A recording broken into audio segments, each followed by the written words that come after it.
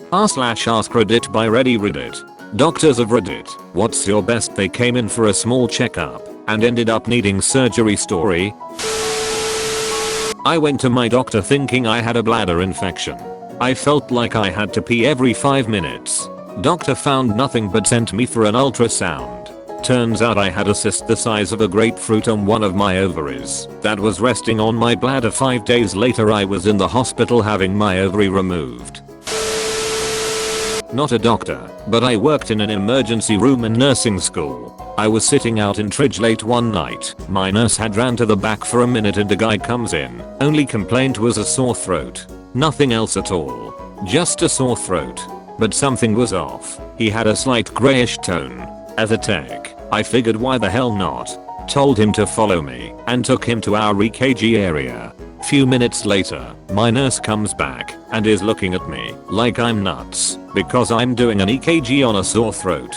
I handed her the printout and she had a no crap look. He was having a steamy, massive heart attack. My charge nurse came out later after the dust had settled and asked me what made me check him. I told her I didn't know, he just didn't look right. Intuition can be a funny thing. Poor guy, he was slightly confused about the whole thing. He just wanted something to fix his throat irritation.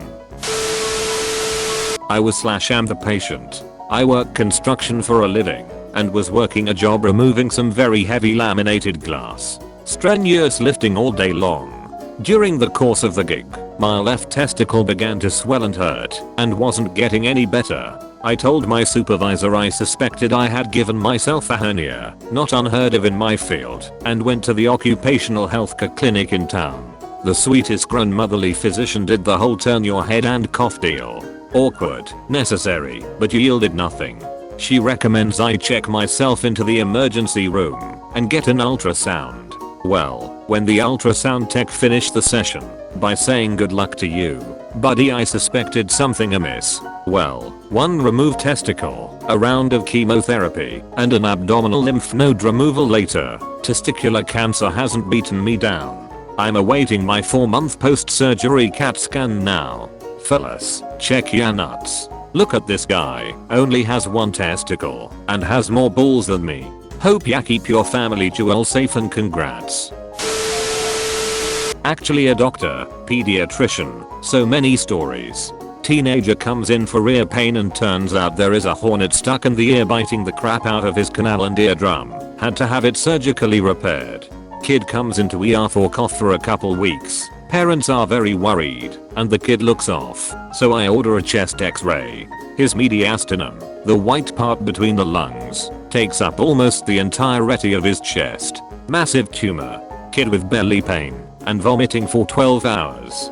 Belly exam is hard, not like she is flexing, but like rigid as a board. Ultrasound for appendicitis shows a massive kidney tumor that went from right lung to bottom of the right pelvis. Woman's tumors are crazy. Most recently had a little one in for a regular checkup that parents had kept postponing. Kid can't sit up alone and parents still have to feed. Not normal for a 9-month. Ultrasound of the head shows too much water in the brain and the kid gets surgery within 24 hours. This is all horrible, but how do you get a freaking hornet in your ear? Who knows? Hornets are just mean-spirited in my experience, and clearly this one was no exception. I remember the second one. I teach an EMT class on the side and we were going through rare medical conditions that you can identify with little to no equipment. Your aorta is the biggest artery in your body, and if anything happens to it, it's a big problem. It can develop an aneurysm, think a semi-failure of the wall, causing it to balloon out to the side, pending full rupture. I'm explaining the ways you can identify this in the field, one of which is to take both the radial pulses, wrist, simultaneously. They should beat together. If they are beating off tempo, that can be a sign of an aortic aneurysm. I tell everyone to partner up and take both their partner's pulses so you know what "normal" feels like. A hand is raised in the rear of the room. You/Sam_Neil. My partner's pulses are on. I start by joking that students need to be more diligent in practicing taking vitals etc until I take the student's pulses. Hers are indeed wrong. The head instructor and I go into work mode and do a barrage of other tests. She shows additional signs in a couple, but not all the tests. We advise her to go to the hospital immediately. We explain that if you have an aortic aneurysm and it ruptures while you are on the operating table of the most skilled surgeon in the world, your odds of survival are around 2%. She refuses and finishes class. After we do CYA paperwork, she follows up with her doctor from childhood who, as she tells it, drags her by her ear into the ambulance he called. It turned out to be a very minor aneurysm, and she had a procedure to repair it, and takes medication to keep her blood pressure low, but otherwise has a completely normal life. Damn, how can you take advice from seasoned instructors and just go, you know, I feel fine. It's probably nothing. Not a doctor, but a paramedic of Reddit. When I was a brand new medic, we got a call Sunday morning for a 20-something-year-old male vomiting, with a small amount of blood in the vomit. I speak 2 languages. My partner at the time was from a former Soviet bloc country and spoke about 5 fluently. Believe me when I say this guy got cursed out the entire ride to his house in 7 languages. A 20-something-year-old called because he was throwing up. On a Sunday morning? Dude, you have a hangover for duck's sake. We arrive and are met downstairs by his girlfriend who is panicking and confirms they went out drinking the night before. We roll our eyes, grab our gear and head upstairs. As soon as we see the patient, our tone changes. Guy is Asian, but is paler than printer paper, soaked with sweat, is cold when I touch him, and is barely conscious. I look next to his bed and a small amount of blood in the vomit is in reality a medium-sized garbage can, almost 1/4 full of straight blood. His blood pressure is low, around 70/30. His heart rate is compensating by beating at about 160 times per minute. We get a big IV in him and replace about a liter of fluid. His vitals improve. He comes around enough to answer questions. He says he drank 2 beers last night and smoked some pot. He says he has never been able to have more than a few beers without getting sick for days.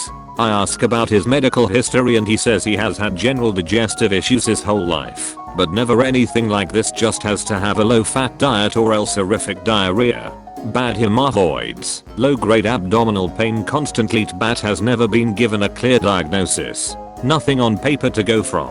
We get him to the hospital and drop him off in critical.